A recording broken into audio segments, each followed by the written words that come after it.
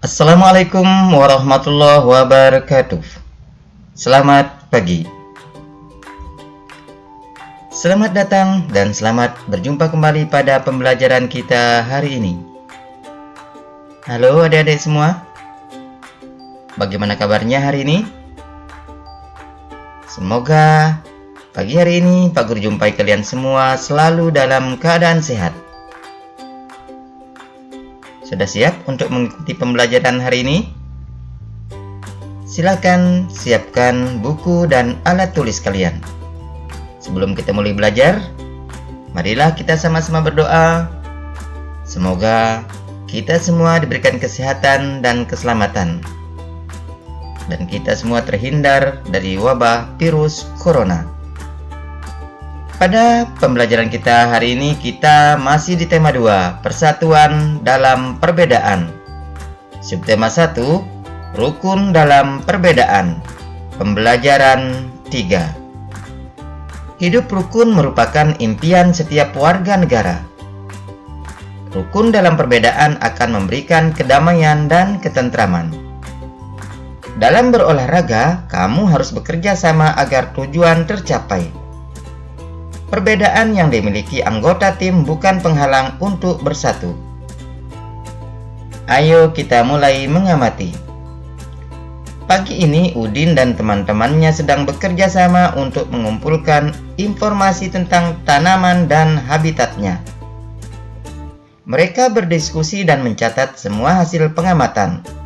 Meskipun mereka berasal dari latar belakang yang berbeda, namun perbedaan tidak menghalangi mereka untuk belajar bersama. Untuk melengkapi informasi, mereka pergi ke perpustakaan umum dan menemukan informasi tentang tumbuhan dan habitatnya. Berikut informasi yang didapatkan. Pohon bambu mempunyai ciri khusus, yaitu mempunyai bulu-bulu halus yang tajam. Bulu yang tajam terdapat pada batang. Bulu tersebut melekat kuat dan dapat menyebabkan gatal. Tumbuhan beradaptasi untuk mempertahankan hidupnya. Adaptasi adalah ciri-ciri khusus yang dimiliki tanaman atau tumbuhan untuk hidup pada tempat atau daerah tertentu. Berdasarkan habitatnya, tumbuhan dibagi menjadi 3 jenis. Yang pertama, hidrofit. Hidrofit adalah tumbuhan yang sebagian tubuhnya ada di permukaan air. Akarnya berada di air. Memiliki rongga udara dalam batang atau tangkai daun. Daunnya muncul ke permukaan air. Contohnya adalah tumbuhan kangkung. Berikut yang kedua adalah higrofit. Higrofit adalah tumbuhan yang hidup di daerah lembab. Tubuhnya terdiri atas bagian-bagian akar, batang, dan daun. Batangnya pada umumnya tidak tampak karena terdapat di dalam tanah. Daunnya yang muda umumnya melingkar atau menggulung. Contohnya di sini adalah tumbuhan pakis. Berikut yang ketiga, xeropit. Ialah tumbuhan yang hidup di daerah yang kering.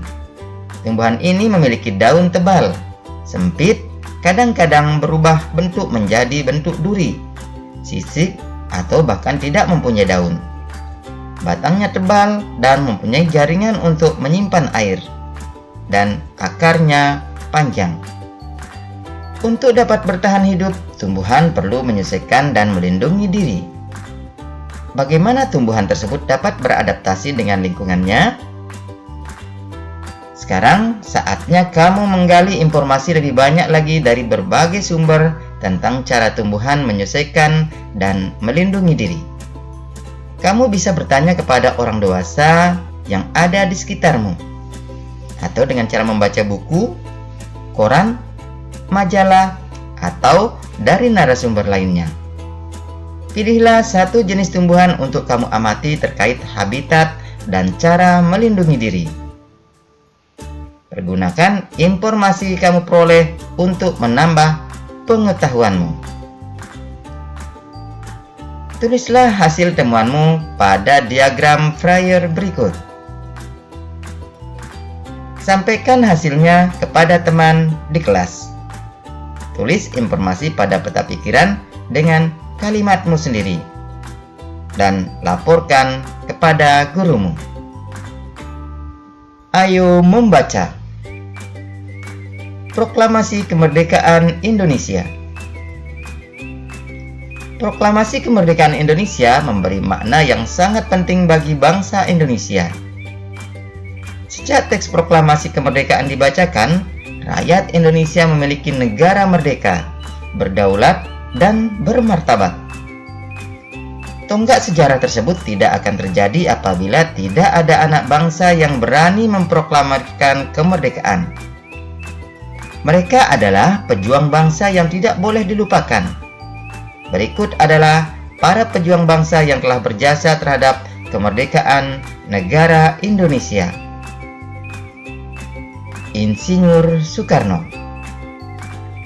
Insinyur Soekarno merupakan salah satu orang yang berjasa dalam mendirikan negara Republik Indonesia sebagai negara berdaulat.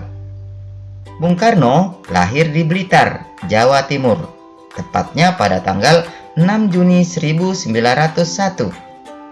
Dan meninggal di Jakarta pada tanggal 21 Juni 1970. Bung Karno menyusun konsep teks proklamasi di rumah Laksamana Tadashi Maeda bersama Bung Hatta dan Mr. Ahmad Subarjo. Ia kemudian menandatangani teks proklamasi atas nama bangsa Indonesia bersama Bung Hatta. Bung Karno membacakan teks proklamasi kemerdekaan Indonesia di kediamannya di Jalan Pegangsaan Timur nomor 56 Jakarta. Dr. Haji Muhammad Hatta atau Bung Hatta. Drs Haji Muhammad Hatta atau Bung Hatta lahir di Bukit Tinggi, Sumatera Barat pada tanggal 12 Agustus 1902. Beliau wafat di Jakarta pada tanggal 14 Maret 1980 pada usia 77 tahun. Bung Hatta menyusun konsep teks proklamasi bersama Bung Karno dan Mr. Ahmad Subarjo. Ia ikut menandatangani teks proklamasi atas nama bangsa Indonesia bersama Bung Karno. Muhammad Hatta adalah wakil presiden pertama Indonesia. Selain itu, beliau adalah Bapak Koperasi Indonesia. Ahmad Subarjo, Joyo Adi Suryo. Ahmad Subarjo Joyo Adi Suryo lahir di Karawang, Jawa Barat pada tanggal 23 Maret 1896 dan wafat pada tanggal 15 Desember 1978 pada umur 82 tahun.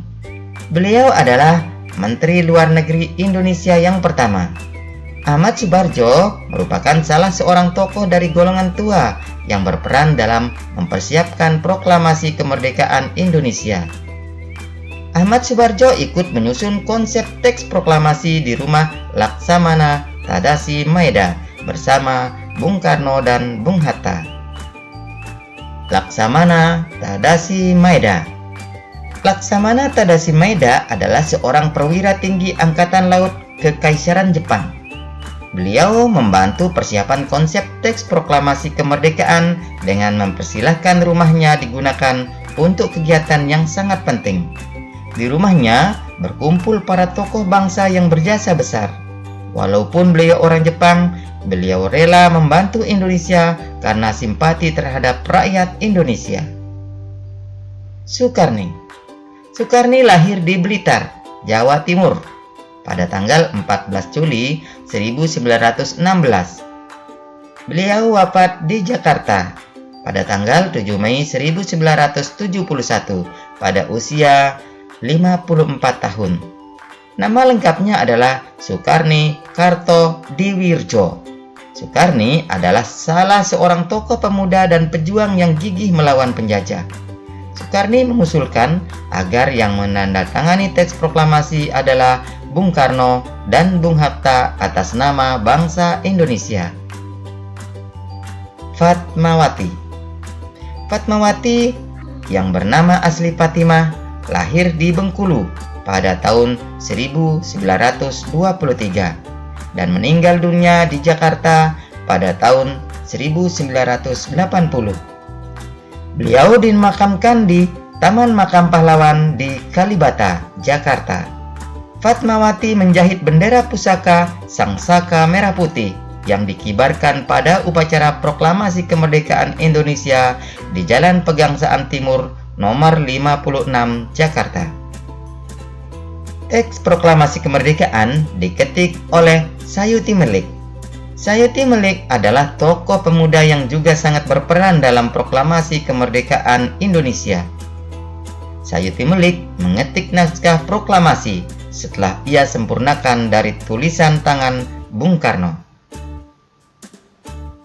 Berdasarkan bacaan tersebut, isilah peta pikiran berikut. Kembangkan informasi pada peta pikiran dan serahkan kepada gurumu.